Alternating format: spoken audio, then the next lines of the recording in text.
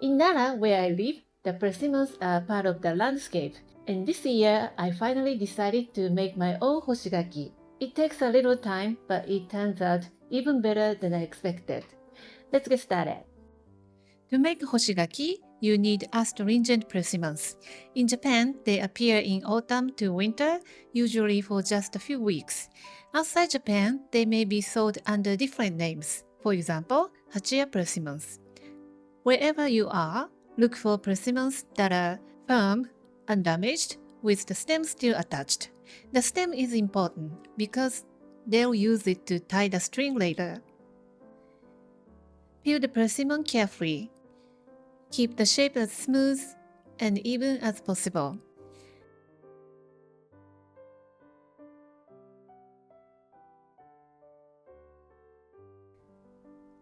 Tie the persimmons with string using the stems.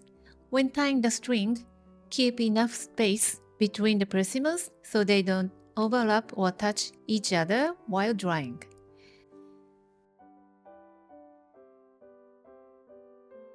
Next, briefly dip each persimmon into boiling water for a few seconds. This step helps sanitize the surface and reduce the risk of mold. Hang them in a space where air can circulate with sunlight. Make sure the persimmons don't touch each other. Airflow is essential, and bring them inside if it rains. Now the waiting begins. After about 3 to 5 days, the outside begins to dry and form a thin skin, while the inside becomes soft.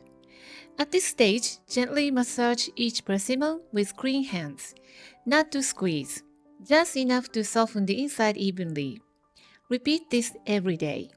Slowly, the astringency disappears and the natural sweetness begins to develop. Over the next several days, the persimmons shrink and darken. This is a sign that your Hoshigaki are ready. For me, the large one took about 10 days and the smaller ones about 7. Inside, the large Hoshigaki becomes jelly-like with syrup with natural sweetness and mellow aroma.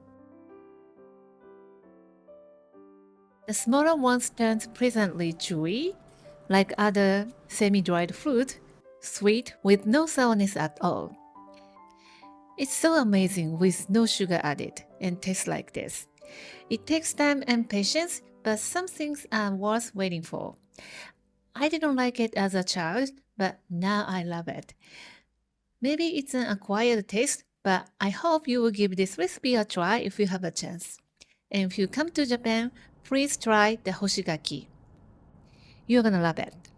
Thank you for watching the video. Give me a big thumbs up and share the video with your friends and families, and consider subscribing if you don't want to miss any of my new videos.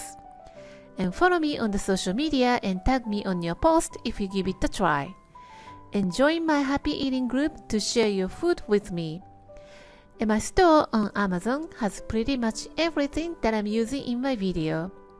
And for more information, visit my website princessbamboo.com. Thanks again, and I will see you soon. Bye!